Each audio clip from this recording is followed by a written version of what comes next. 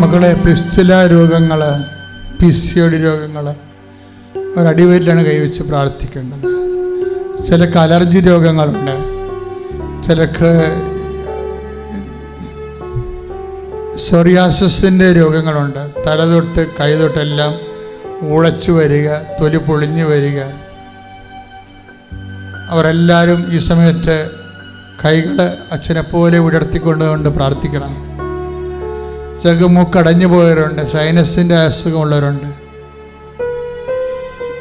ചിലക്ക് മൂക്കിൽ ദശ വളരുന്നവരുണ്ട്, ശരീരത്തിൽ സിസ്റ്റുകൾ ഉണ്ടാകുന്നവരുണ്ട്, ഗർഭാശയത്തിൽ കുരുക്കളുണ്ടാകുന്നവരുണ്ട്, മൂത്രാശയത്തിൽ കല്ലുണ്ടാകുന്നവരുണ്ട്, ഹൃദയത്തിൻ്റെ വാൽവ് ദ്രവിച്ചു പോയവർ, ബ്ലോക്കായി പോയവരുണ്ട്, കരളെ വീക്കമുണ്ടായവരുണ്ട്, മഹോദ രോഗികളുണ്ട്, ശ്വാസകോശ രോഗികളുണ്ട്, ശ്വാസകോശത്തെ പ്രഷറില്ലാത്തവരുണ്ട്, പ്രഷർ കൂടിപ്പോയവരുണ്ട്. കർത്താവ്, ശ്വാസകോശത്തിന് പലതരത്തിലുള്ള രോഗങ്ങളാൽ കുറേയധികം പ്രാരാബ്ദങ്ങൾ, ശ്വാസം മുട്ടലുള്ളവരുണ്ട്. കർത്താവ്, എപ്പോഴും വിട്ടുമാറാ തലവേനും മൈഗ്രെയിനുള്ളവരുണ്ട്, ചെവിക്ക് മുളക്കം മൂടിയിരിക്കുന്നവരുണ്ട്. കർത്താവ്, എപ്പോഴും ചുഴിഞ്ഞുകുത്ത് വേദനിക്കുന്നവർ, കണ്ണിന് കരിപ്പുള്ളവർ, കർത്താവ്, കണ്ണിന് കുരുക്കുള്ളവർ, തിമിരമുള്ളവർ, കൈക്ക് കർത്താവ് കണ്ണിന് കാഴ്ച മങ്ങി വരുന്നവരെ സംബന്ധിച്ച് പ്രാർത്ഥിക്കുന്നു. ഉള്ളം കാല് മുതൽ ഉള്ള ശ്രുതികട്ടെ, ശ്രുതികട്ടെ, ശ്രുതികട്ടെ, ശ്രുതികട്ടെ. ഉള്ളംകാല് മുതൽ ഉച്ചവരെ കർത്താവിനെ നിറയട്ടെ. ഉള്ളംകാല് ഉച്ചവരെ കർത്താവിനെ നിറയട്ടെ. ഉള്ളംകാല് മുതൽ ഉച്ചവരെ കർത്താവിനെ നിറയട്ടെ. ഉള്ളംകാല് മുതൽ ഉച്ചവരെ കർത്താവിനെ നിറയട്ടെ. യേശുവിന്റെ ഉന്നതമായ നാമത്തിൽ, സഭയുടെ അധികാരത്തിൽ, യേശുവിന്റെ ഉന്നതമായ നാമത്തിൽ, സഭയുടെ അധികാരത്തിൽ, കുരിശിന്റെ അടയാളത്തിൽ 36 കൊല്ലം അർപ്പിച്ച കൃപാനയുടെ യുഗതികൾ ജീവനുടെ പ്രത്യക്ഷ മാതാവിന്റെ മധ്യസ്ഥത്തിലെ കർത്താവിന്റെ നാമത്തിൽ സത്യം പ്രാപിക്കട്ടെ.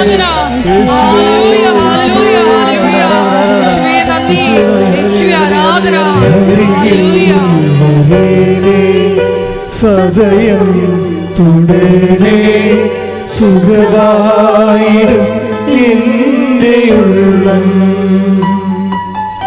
അരികിൽ വരേണേ സദയം തുടരെ സുഖവായിടും എൻ്റെ ഉള്ളം.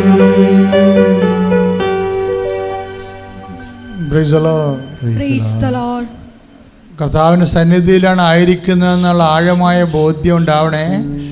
നാക്ക് വിണ്ടുപോയവർ, നാക്ക് കുറുനാക്ക് പോലെ വന്നവർ, നാക്ക് കൊണ്ട് തളർന്നു പോയവർ, അവരൊക്കെ കർത്താവ് സുഖപ്പെടുത്തുന്നു. അതുപോലെ കണ്ണിന് വിഷമമുള്ളവരെ, വിങ്ങലുള്ളവരെ, എൻ്റെ ഇടത് കണ്ണിന് വീക്കമുള്ളവരെ കർത്താവ് സുഖപ്പെടുത്തുന്ന സന്ദേശമുണ്ട്. എന്തോക്കെ ഇങ്ങനെ കയ്യിലിരുന്നുകൊണ്ട് പുള്ളി ചൊള്ളച്ച് വരുന്ന പോലെ കാണിക്കുന്നുണ്ട്. അതെല്ലാം ഈശോ സൗഖ്യപ്പെടുത്തിക്കൊണ്ടിരിക്കുന്ന സന്ദേശമുണ്ട്. ശ്രുതികട്ടെ, ശ്രുതികട്ടെ,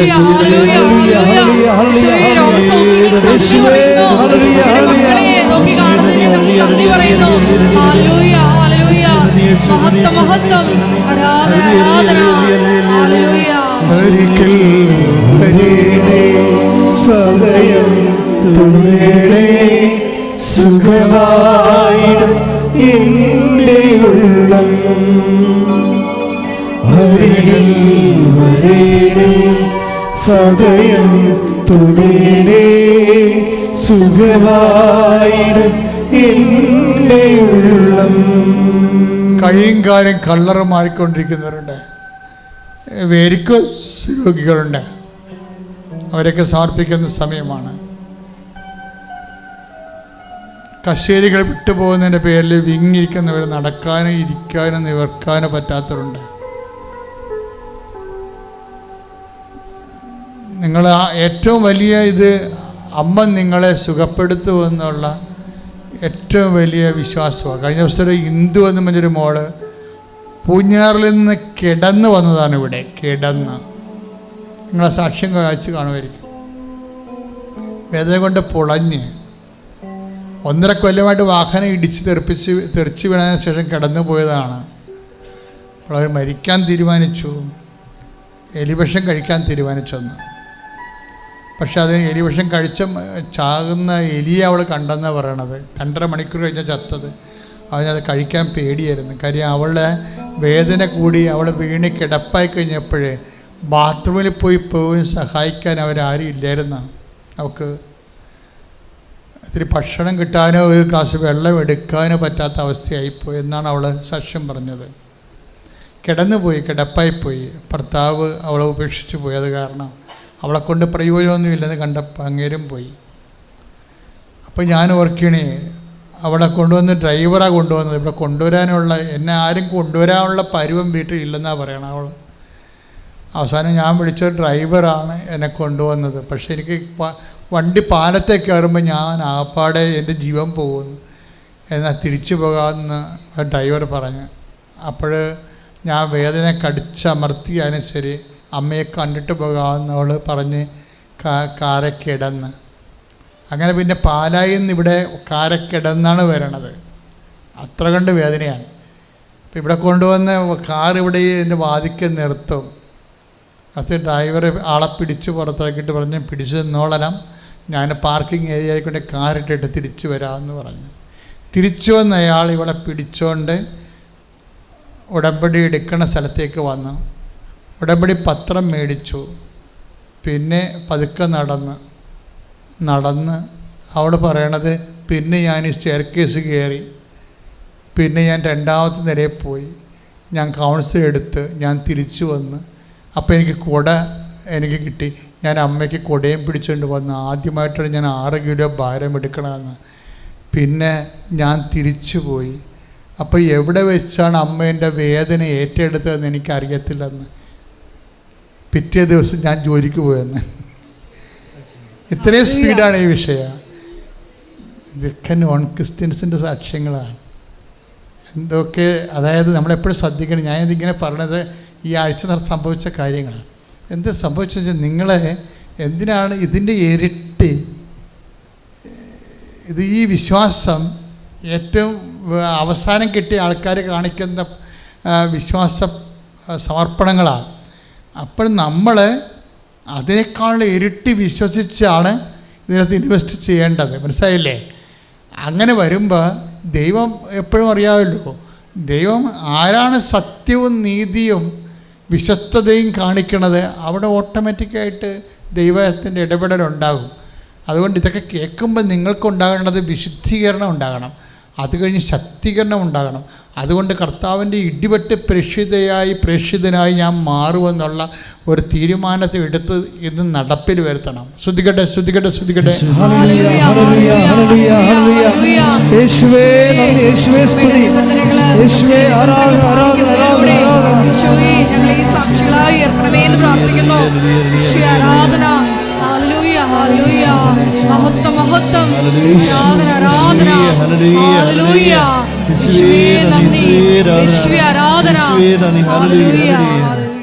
അത് ദൈവം ഇങ്ങനെ എല്ലാ നിമിഷങ്ങളും ഇങ്ങനെ തന്നുകൊണ്ടിരിക്കുന്ന ഓരോ സംഭവം.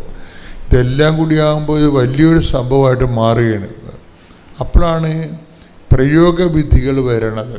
പ്രയോഗവിധികൾ ഇപ്പം നമുക്ക് പ്രഖ്യാപനങ്ങളുണ്ട്, പ്രാർത്ഥനയുണ്ട്, പക്ഷേ പ്രയോഗവിധികളില്ല. പ്രയോഗവിധികളെന്ന് പറയുന്നത് സഭയിൽ കുറവാണ്. സഭയിലുണ്ടായിരുന്ന പ്രയോഗവിധികൾ തന്നെ കുറഞ്ഞുകൊണ്ടിരിക്കുകയാണ്. ഇപ്പം നമ്മൾ പെസഹാവ് വലിയ ശനിയാഴ്ച നമുക്ക് പണ്ട് ആനാമ്പെള്ളം തരത്തില്ല, പുത്തൻവെള്ളം തരികയില്ലേ. ഇപ്പോൾ പുത്തൻവെള്ളം ആൾക്കാർ ഉപയോഗിക്കണില്ലല്ലോ അധികം. അതിൻ്റെ കാരണം എന്ന് വെച്ച് കഴിഞ്ഞാൽ ഈ പ്രയോഗവിധികളെക്കുറിച്ച് പിന്നീട് വന്ന അച്ഛന്മാർക്ക് ഇതിൻ്റെ കാര്യങ്ങൾ അറിയാൻ പറ്റാ വന്ന്. കുത്തവെള്ളത്തിൻ്റെ ഗുണമെന്ന് പണ്ടൊരു കുരുത്തോലയും കെട്ടി കുത്തവെള്ളം തളിച്ചാൽ അവിടെ നിൽക്കുക, അത് വിശ്വാസായാലും. കാര്യം എന്താണ്? നമ്മുടെ അപ്പന്മാർക്ക് അറിയാമായിരുന്നു വിശ്വാസ പ്രമാണത്തിൻ്റെ പവർ എന്താണെന്ന്, പുത്തൻവെള്ളം എന്താണെന്ന് അറിയാമായിരുന്നു. പിന്നീട് വന്ന ഈ തിയോളജിയും ബൈബിളുമൊക്കെ പഠിച്ചിട്ട് വന്ന ആൾക്കാർക്ക് ഈ പുസ്തകത്തിലുള്ള പശുവാണ്, അത് പുല്ല് തിന്നത്തില്ല. മിക്കവാറും പുല്ല് തിന്നുന്ന പശു ചത്തുപോയി. കാര്യം പാരമ്പര്യം അറിയത്തില്ല. സഭയെ അനുഷ്ഠിച്ചു പോകുന്ന ഒരു പാരമ്പര്യമുണ്ട്. ഒരു മരുന്നെടുത്താൽ പോലും അമ്മമാർ വിശ്വപ്രമാണം ചൊല്ലി 3 കുരിശിനകത്തിടും. ഇപ്പോഴത്തെ അമ്മമാരിടുവാന്ന് നമുക്കറിയത്തില്ല. പഴയ അമ്മമാർ കുഞ്ഞുങ്ങൾക്ക് മരുന്ന് കൊടുക്കുമ്പോൾ മരുന്നല്ല കാര്യം, കർത്താവാണെന്ന് അറിഞ്ഞുകൊണ്ട് തന്നെ അവർ അതിൻ്റെ പുറത്ത് കുരിശിടും. കുരിശിട്ടിട്ട് മാത്രമേ മരുന്ന് കൊടുക്കത്തുള്ളൂ. കാര്യം അത് പാരമ്പര്യമാണ്. അത് അനുഷ്ഠിച്ചിരുന്ന ഒരു കാലവും ആ ഒരു തലമുറയൊക്കെ മണ്ണടിഞ്ഞു പോയി. സഭയുടെ അകത്തും പുറത്തും ഈ മണ്ണിടിച്ചിൽ ഉണ്ടായിട്ടുണ്ട്. പാരമ്പര്യം, ആവശ്യമില്ലാത്ത പാരമ്പര്യത്തെക്കുറിച്ച് കോയ്മ നടിക്കാൻ വേണ്ടി കൊട്ടിഘോഷിക്കണമെന്നല്ലാതെ ദൈവികമായ അനുഭവ വിശ്വാസ തലങ്ങളെ കൈമാറുന്ന പാരമ്പര്യങ്ങളാണ് നമുക്ക് നഷ്ടപ്പെട്ടത്. നമുക്ക് സമുദായ മേൽക്കോയ്മയ്ക്ക് വേണ്ടിയുള്ള കൊട്ടിഘോഷങ്ങൾ ആണിപ്പോൾ നടക്കുന്നത്. മറിച്ച് വേണ്ടത് വിശ്വാസ പാരമ്പര്യങ്ങളായിരുന്നു നമുക്കുണ്ടായിരുന്നത്. അത് ആ ഒരു തലമുറ മൺമറഞ്ഞ് പോയിക്കൊണ്ടിരിക്കുകയാണ്. കാര്യം അത് പ്രയോഗവിധികളുടെ ഒരു കാലമായിരുന്നു. എന്തും ദൈവത്തെ പ്രയോഗിക്കും. പുത്തൻ വെള്ളമാണെങ്കിലും എന്ത് വിഷയമായാലും അതുകൊണ്ട് തളിക്കും. അതാണ് പ്രയോഗം എന്ന് പറയുന്നത്. ഇപ്പോൾ ഈ ഉടമ്പടി വന്നപ്പോൾ വീണ്ടും പ്രയോഗവിധികൾ തിരിച്ചു വന്ന്, ഉപ്പ്, ഉടമ്പടി തൈലം, അല്ലേ, ഉടമ്പടി കാശ്രൂപം, എന്തെല്ലാം പ്രയോഗവിധികളാണ്. അത് വിശ്വാസത്തിൻ്റെ തന്നെ വേറെ ഒരു എക്സ്പ്രഷനാണ്. അത് പ്രയോഗവിധികളെന്ന് പറയണത്.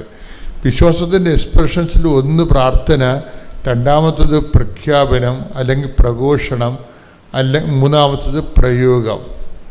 അപ്പോൾ ഉടമ്പടിയിൽ ഇതെല്ലാം സമൃദ്ധമായി. അതാണ് ഉടമ്പടി സമ്പൂർണമായ ഒരു ആധ്യാത്മിക ജീവിത രീതിയായിട്ട് ഉയർന്നു വരുന്നതിൻ്റെ കാരണം. വിശ്വാസത്തിൻ്റെ കഴിഞ്ഞ ദിവസങ്ങളിലൊരു സാക്ഷ്യമുണ്ടായി. സാക്ഷ്യം എന്ന് പറയുമ്പോൾ അവരുടെ പേര് എനിക്ക് ഇഷ്ടപ്പെട്ടായിരുന്നു. നല്ല സാക്ഷ്യം. നിഷ രാജ എന്നും പറഞ്ഞ് അവർ ഗുജറാത്തിൽ താമസിക്കുകയാണ് വർഷങ്ങളായിട്ട്. രാജ അഗസ്റ്റിൻ, നിഷ രാജ, ഇവർ ഗുജറാത്തിൽ താമസിക്കുകയാണ്. അപ്പോൾ ഇവരുടെ പ്രശ്നമെന്ന് പറയുന്നത് ഇവർക്ക് 20 വർഷമായിട്ട് മക്കളില്ല. 20 വർഷമായിട്ട്. ഇപ്പം ഇവർ അവസാനത്തെ ചികിത്സ അമൃതയിലാണ്. അമൃതയിലെ ചികിത്സയും കഴിഞ്ഞിട്ട് അമൃത ഇവർക്ക് അതുകൊണ്ട് ശരിയാകഴിഞ്ഞിട്ട് അഹമ്മദാബാദിലെ ഏറ്റവും ടോപ്പ് ആശുപത്രിയിലെ 1ാം നമ്പർ ഡോക്ടറിൻ്റെ അടുത്ത് ഇവർ പോവും. അത് അമൃതയിൽ നിന്ന് ഇവരെ അങ്ങോട്ട് റെക്കമെൻഡ് ചെയ്യണതാണ്. അഹമ്മദാബാദിലെ 1ാം നമ്പർ ഡോക്ടറിൻ്റെ അടുത്ത് പോയിട്ട് അവരിവരെ അക്കോമഡേറ്റ് ചെയ്യും. പക്ഷേ അവരുടെ ഈ 20ാമത്തെ കൊല്ലം അങ്ങേരുടെ ചികിത്സയായിട്ട് ഇവിടെ മക്കളില്ല. പിന്നെ അവർ ചികിത്സ നിർത്തി. ചികിത്സ നിർത്തുമ്പോൾ എന്താണ്, 22 ഡോക്ടർമാരുടെ ഫയലാണ് ഇരിക്കണ കയ്യിൽ. ഇത്രയും നാളിനുള്ളിൽ ഇതിനുള്ളിൽ ഒരു പ്രാവശ്യം കുഞ്ഞിനെ 9 മാസം കുഞ്ഞിനെ 9 മാസമുള്ള കുഞ്ഞിനെ പ്രസവിച്ച് വരും. പക്ഷേ ചത്ത് കിടക്കിയിരുന്നു കൊച്ച്. ചത്താണ് പ്രസവിച്ചത്. പിന്നെ മിസ്കാരേജ് ഉണ്ടായി. 6 പ്രാവശ്യം അബോർഷനായി. കുഞ്ഞുണ്ടാകും, 1ാം മാസമോ 2ാം മാസമോ അബോർട്ടായി പോകും. പിന്നെ IVF, അങ്ങനെ പല പരിപാടികളൊക്കെ ആയിട്ട് ഇങ്ങനെ ലക്ഷക്കണക്കിന് രൂപയാണ് ഇതിന് മുടക്കണത് ഇങ്ങനെ. എന്നിട്ട് എന്തോ ഒരു എത്രകാലം ആശുപത്രി കിടപ്പാണ് ഒരു കുഞ്ഞിന് വേണ്ടി. എത്ര കാലത്തെ ആശുപത്രി കിടപ്പാണ്. ലക്ഷക്കണക്കിന് രൂപയാണ് ഇവരിതിനു വേണ്ടി മുടക്കണത്. മുടക്കി 22 ഡോക്ടേഴ്സിൻ്റെ ഫയലാണ് അവിടെ കയ്യിലിരിക്കുന്നത്. ഒരു പെട്ടി ഫയലാണ് ഒരു കുഞ്ഞ് ജനിക്കാൻ വേണ്ടി ഒരു വൈദ്യശാസ്ത്രം മുടക്കിയിരിക്കുന്നത്. ഒടുവിലെല്ലാം പരാജയപ്പെട്ട് ഒടുവിൽ കൃപാസനത്തിൽ വരും. കൃപാസനത്തിൽ വരുമ്പോൾ എന്താ സംഭവിക്കണത്, ഒരു ഉടമ്പടി എടുക്കും. ഉടമ്പടി എടുത്തിട്ട് അവരുടെ സീരിയസ് ആയിട്ട് എടുക്കുമ്പോൾ എനിക്ക് കർത്താവ് തന്ന ഒരു പ്രാർത്ഥനയുണ്ട്. എന്താണ്, ഇവിടെ വരുമ്പോൾ, മക്കളില്ലാത്തവർ ഇവിടെ വരുമ്പോൾ അവർക്ക് വേണ്ടിയുള്ള എല്ലാത്തിനും വേണ്ടി പ്രാർത്ഥനയുണ്ട്. നിങ്ങൾ വിദേശത്ത് യാത്ര ചെയ്ത് പോകണമെങ്കിൽ കൃപാസനത്തിൽ അമ്മ തന്ന ഒരു പ്രാർത്ഥനയുണ്ട്. ആ പ്രാർത്ഥനയാണ് ചെയ്യണത്. നിങ്ങളുടെ വലത്തും ഇടത്തും വീട്ടിലും വഴിയിലും ജലത്തിലും കരയിലും മുകളിലും ഹൃദയത്തിലും കർത്താവിൻ്റെ സാന്നിധ്യവും സഹവാസവും സ്പർശം ഉണ്ടാവട്ടെ. നിങ്ങളുടെ യാത്ര, നിങ്ങളുടെ അവിചാരിതമായ അപകടങ്ങൾ, ആകസ്മിക സങ്കടങ്ങളിൽ നിന്ന് കർത്താവ് നിങ്ങളെ മോചിപ്പിക്കട്ടെ. അങ്ങനെ തുടങ്ങുന്നൊരു പ്രാർത്ഥനയാണത്. അപ്പോൾ അതെല്ലാം ബ്ലോക്ക് ചെയ്താൽ വരാനുള്ള തകർച്ചകളെ വരെ ബ്ലോക്ക് ചെയ്താൽ പ്രാർത്ഥിക്കണേ. അതുപോലെ തന്നെ മക്കളില്ലാത്തവർക്കൊരു പ്രാർത്ഥന ഉണ്ട്. മക്കളില്ലാത്തൊരു പ്രാർത്ഥന, നിങ്ങളുടെ രക്തത്തിൽ പറയുന്ന കുഞ്ഞുമായ കൃപാസാൽത്താറെ, എൻ്റെ 39 വർഷത്തെ പൗരോഹിത്യത്തിൻ്റെ യോഗ്യതയായ കൃപാസാൽത്താറെ, പ്രത്യക്ഷപ്പെട്ട മാതാവിൻ്റെ പ്രത്യക്ഷീകരണത്തിൻ്റെ സ്ഥിരീകരണത്തിനായി നിൻ്റെ രക്തത്തിൽ പെടുന്ന കുഞ്ഞുമായി അൾത്താരെ കയറാൻ കർത്താവ് നിന്നെ അനുവദിക്കട്ടെ. അതാണ് പ്രാർത്ഥന. അതെല്ലാവർക്കും കൊടുക്കണം. അത് ഞാൻ എഴുതിയുണ്ടാക്കിയ, ഇങ്ങനെ ചിന്തിച്ചുണ്ടാക്കിയതല്ല. അതിങ്ങനെ ആൾക്കാരെ കാണുമ്പോൾ പരിശുദ്ധാത്മാവ് തരും ഓരോ പ്രാർത്ഥനകൾ. അതിപ്പോൾ അതെല്ലാം ഓരോ പ്രാർത്ഥനയായിരിക്കും. അതൊന്നും പ്രിൻ്റ് ചെയ്ത് വെച്ചിട്ടില്ല. അങ്ങനെ പ്രിൻ്റ് ചെയ്ത് ആൾക്കാർക്ക് കൊടുക്കുന്ന പ്രാർത്ഥന അല്ലത്. അൾത്താറയിൽ അഭിഷേക വിധി പ്രകാരം ആ വ്യക്തികൾക്ക് ഉണ്ടാകുന്ന പ്രത്യേക വിഷയത്തിന് വേണ്ടി ദൈവം നൽകുന്ന പ്രത്യേക പ്രാർത്ഥന. പക്ഷേ അത് ഇവർക്ക് അഭിഷേകമായി. ഈ നിഷരാജ എന്ന് പറഞ്ഞ ലേഡിക്ക് 20 വർഷത്തെ ഈ പ്രസവയാത്ര, ഗർഭം ഒരു കുഞ്ഞിന് വേണ്ടിയുള്ള ഈ രക്തസാക്ഷിത്വ യാത്രയിൽ അവസാനം കിട്ടിയ ഈ പ്രാർത്ഥന അവർക്ക് അഭിഷേകമായി. അറിവാണ് നമുക്കെല്ലാവരും കിട്ടുന്നത്. അത് അഭിഷേക വിധിയിലേക്ക് ചെല്ലുമ്പോൾ ആന്തരിക ബോധ്യം കിട്ടും. അറിവിന് ഭൗതിക ബോധ്യമേ കിട്ടത്തുള്ളൂ. അഭിഷേകത്തിന് ആന്തരിക ബോധ്യം കിട്ടും. അപ്പം നിഷാരാജയ്ക്ക് 39 കൊല്ലത്തെ പൗരോഹിത്യത്തിൻ്റെ യോഗ്യതയാൽ കൃപാസാൽത്താറെ ജീവനോടെ പ്രത്യക്ഷപ്പെട്ട പരിശുദ്ധമ്മയുടെ പ്രത്യക്ഷീകരണ സ്ഥിരീകരണത്തിനായി നിൻ്റെ രക്തത്തിൽ പെടുന്ന കുഞ്ഞുമായി അൾത്താരെ കയറാൻ കർത്താവ് നിന്നെ അനുഗ്രഹിക്കട്ടെ എന്ന് പറഞ്ഞ് പുരോഹിത വിധി പ്രകാരമുള്ള പ്രാർത്ഥനയിൽ ഇവക്ക് അഭിഷേകമായി. അവളെന്ത് ചെയ്യുന്നറിയാവോ? ഇനി നോക്കണ്ട, ഇനി കുഞ്ഞിനെ കിട്ടിയത് തന്നെ. അമ്മ ഈ ആൾത്താരെ നിനക്ക് കുഞ്ഞിനെ തന്നു കഴിഞ്ഞു എന്നും പറഞ്ഞ് കുഞ്ഞിനെ ജ്ഞാനസ്ഥാനപ്പെടുത്താനുള്ള തിരിയും മേടിച്ചുകൊണ്ടാണ് ഇവൾ ഇവിടുന്ന് പോണത്. എറണാകുളത്ത് പോയി ജ്ഞാനസ്ഥാനത്തിന് സെറ്റുണ്ടല്ല. അതാണ് ആ വിശ്വാസത്തിൻ്റെ രീതി എന്ന് പറയുന്നത്. ഇത് അഭിഷേകമായി കഴിയുമ്പോൾ എറണാകുളത്ത് നിന്ന് ഇവിടെ വണ്ടി പിന്നെ ഗുജറാത്തിലേക്ക് പോണത് ജ്ഞാനസ്ഥാനത്തിൻ്റെ തിരിയും മേടിച്ചുകൊണ്ടാണ് പോണത്. കുഞ്ഞിനെ അവൾ ബോധ്യപ്പെട്ട് ഈ ജ്ഞാനസ്ഥാനത്തിൻ്റെ തിരി അതിനകത്ത് ഹൈലൈറ്റ് അതാണ്.